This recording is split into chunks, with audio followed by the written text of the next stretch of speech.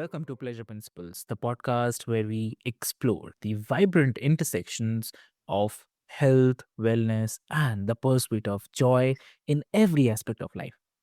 I'm your host, Avik, and today we are diving into a conversation that's all about harnessing your physical, emotional, and chemical health to unlock the true pleasure. Our guest today is Jason Gilbert. Welcome to the show, Jason. Thank you very much, Vic. It's a pleasure to be here. Thanks for the invite. Lovely, lovely. So, Jason, before we start our conversation, I'd quickly love to introduce you to all of our listeners. Dear listeners, Jason is a sports chiropractor with over 30 years of experience, including 2 decades with the World Surfing League. So, he's dedicated his career to helping people avoid spinal surgery, teaching them how to move well, think well, and eat well. But his journey isn't just about helping others, it's deeply personal.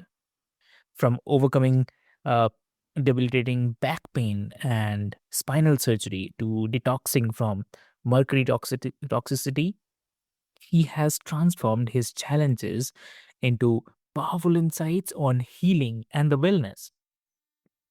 So he's here today to share how health impacts every aspect of our lives, and from our energy levels to our libido, happiness, and the self worth.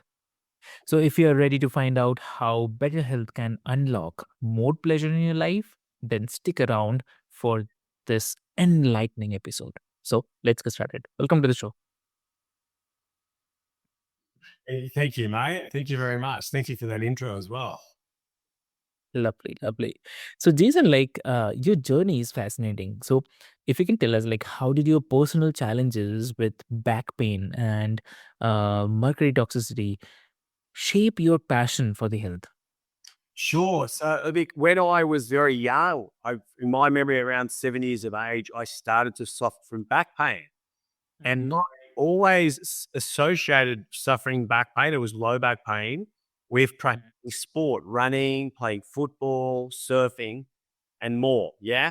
And there's two parallel stories because our family had a health food store and I worked in a health food store around whole foods and supplements around my teenage years. So I always had, I guess, pain and symptoms from not only my back, but also gastrointestinal problems. And I'm not sure why I had those, but I would imagine it's because I probably, took too many antibiotics when I was a kid. My mum didn't know, and other things that cause the dysbiosis, plus that pain. And with time, I guess being at that health food store, I was exposed to so many healthy people, especially healthy elderly people. And I was is fascinated about what they were doing to be able to, for example, have great postures at the age and stage of life they were, or be dynamic or interesting or intelligent, or just having something that encouraged me to do the same thing. So the other parallel story is that back problem that really stopped me in my tracks when I was around 17 and in the health food store, and I guess surfing as well around the same time. There's a few things that weren't a coincidence that all pointed towards me going to a chiropractor. But back then, I'd never heard of chiropractic. I went to chiropractic. After a couple of sessions, my pain was gone. And this is incredible. That person just used their knowledge and their hands to be able to help my body heal itself. What I didn't understand back then is that no successful intervention only focuses on pain or symptoms. Okay.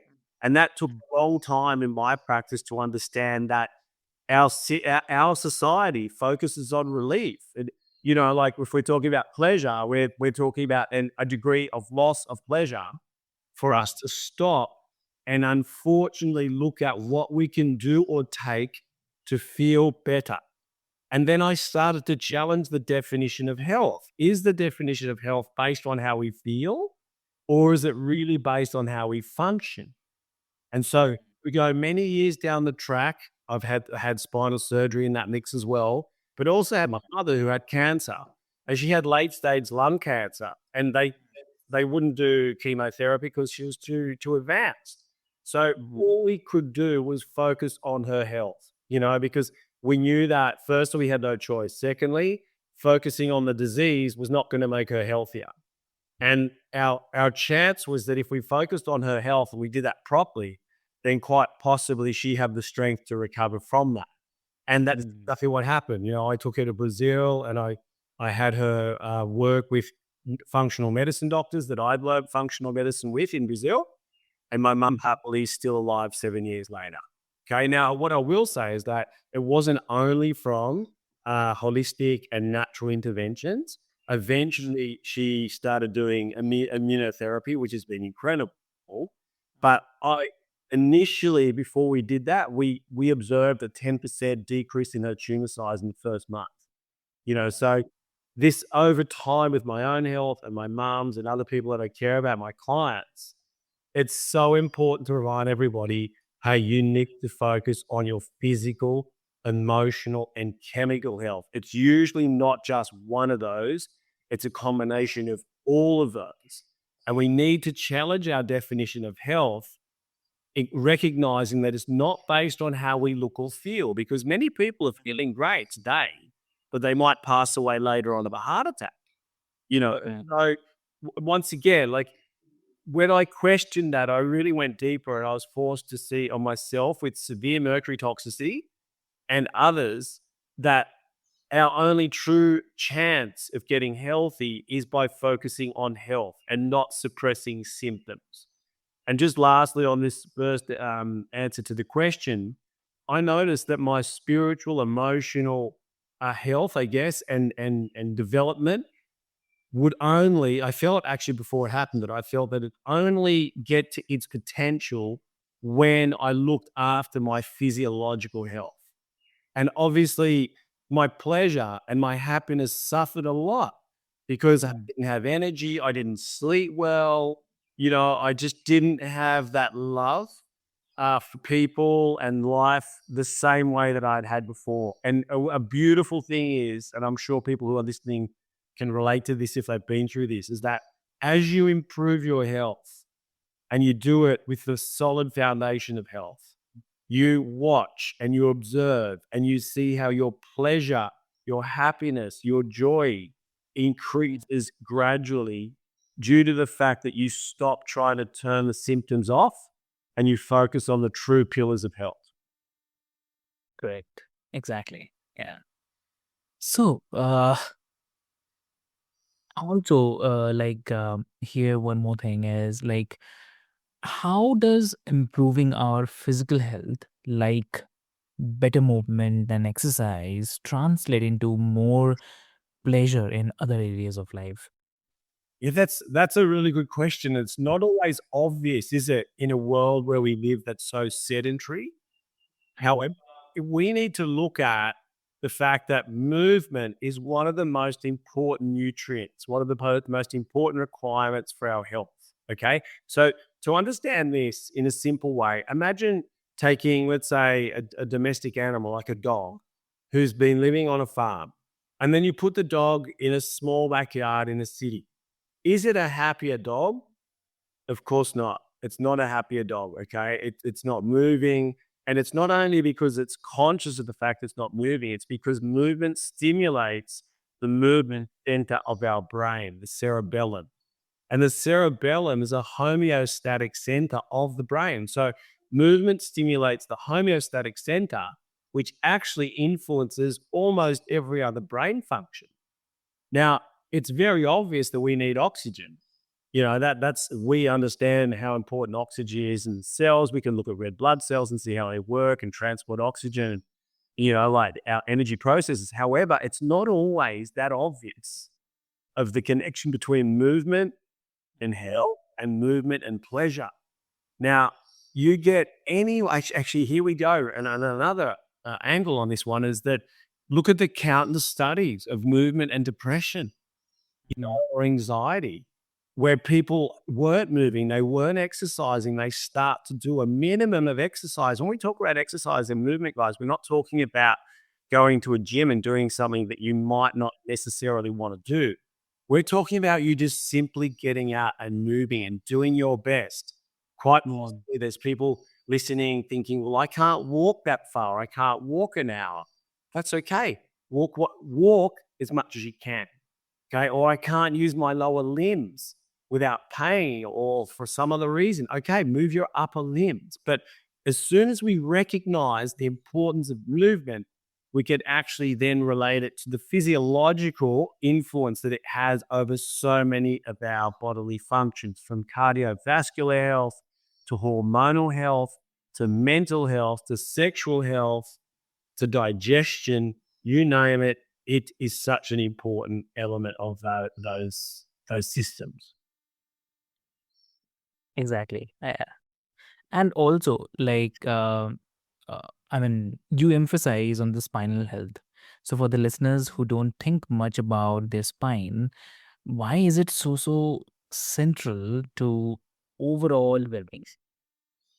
Yeah, so that's also a really good point because it's different to the teeth. We can't see our we can see our teeth. We can't see our spine. So because we can't see it, it's out of sight, out of mind. But in reality, let's start with the fact that the brain is the master organ. The brain controls every single function of every cell and organ in our body. Okay. And the brain is that important that it is protected by a very thick, immobile bone or many bones together called the skull. Now, the skull, the cranium, does a really good job because it doesn't move. And when we go from the brain down to cerebellum, brainstem, and spinal cord, we had a very delicate structure, as delicate as the brain, encased within a structure, which is the vertebral column, okay, our back, the spine, which is mobile.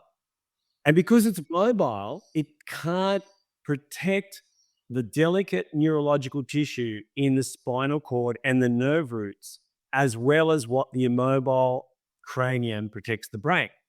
So what happens is that if we now apply our mobile spine to the fact that we live in a sedentary lifestyle, so we're not moving as much, we can assume postures that aren't conducive to spine maintaining the spine the way it should be. Okay, and when I say that, I'm talking about the curves when we look from the side laterally, or the alignment that we should see with the spine. We're looking at the spine from the back. Now, when it's aligned, all those nerve roots that I'm talking about are actually able to be transferring messages from the brain to the body without interference. But if we go back, let's say, and here's some examples. So the first 5 years of our life, we have more than 2,000 falls on average, learning how to walk, learning about life.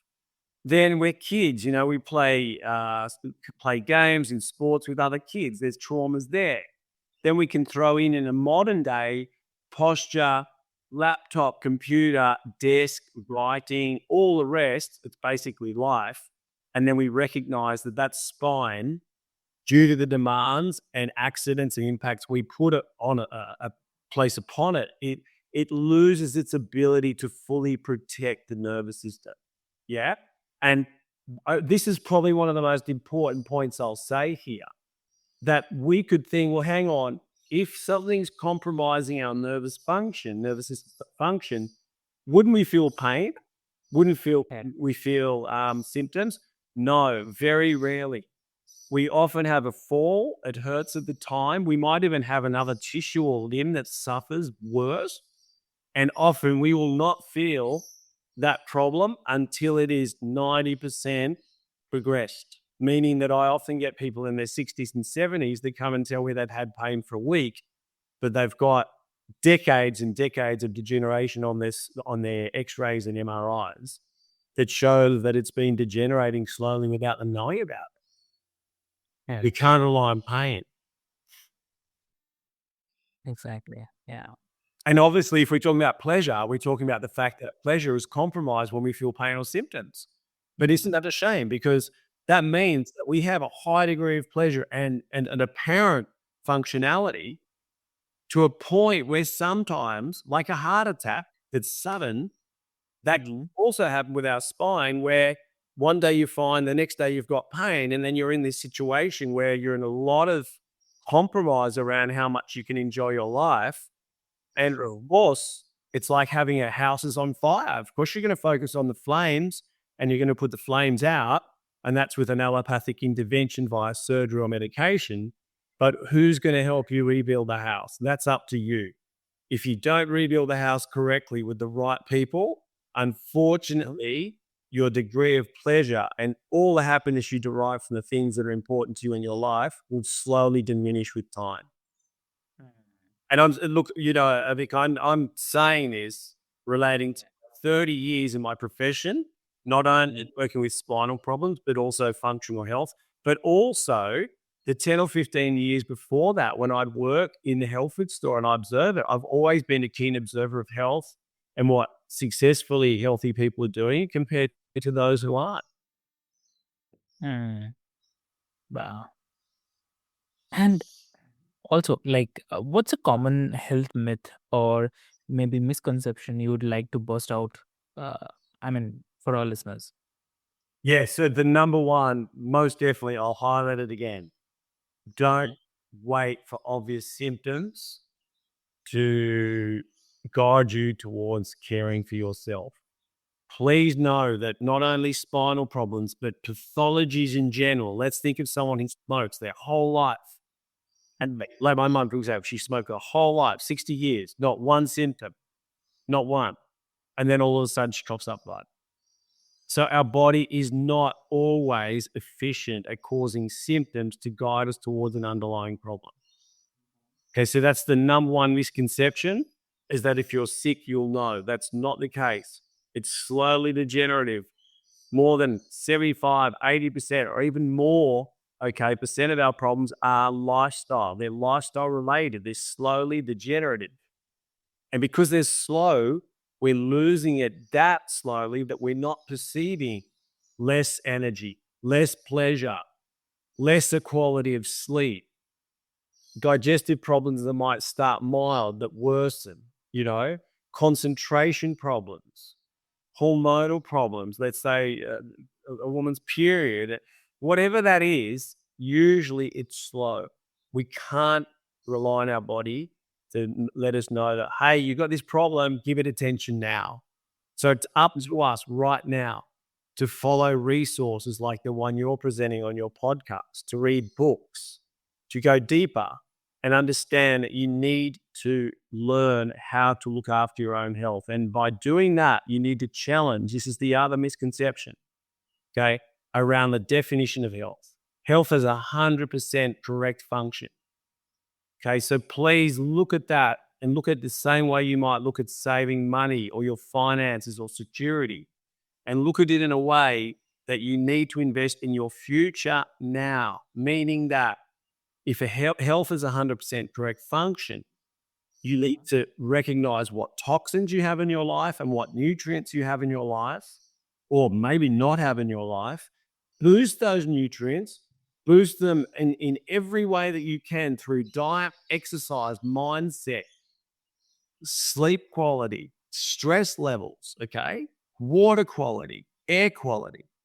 And then at the same time, look at the toxins, which could be some of those, could be poor water, poor air, lack of exercise, and reduce those toxins, get them as low as possible, and get your nutrients as high as possible, so that every decision you're making around health is a conscious decision that will either lead you towards health or away from it. Wow.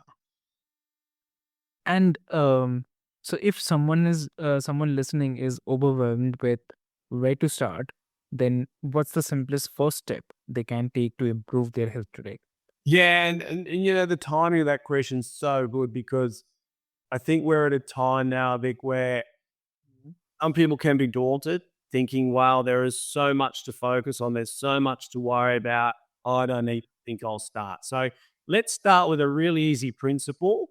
And that is that if there's negative habits in somebody's life and they're aware of those, and then what prepared to start changing those habits, that's okay.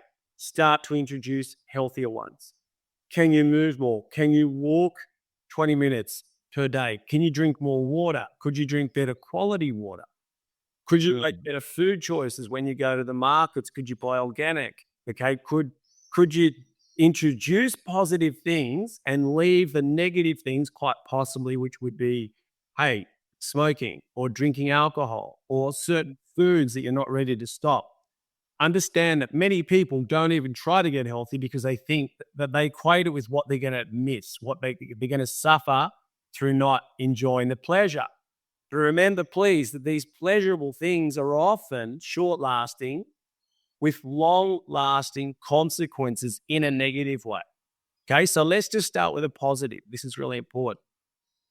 Secondly, the beautiful thing is that what we're seeing is that it's back to basics.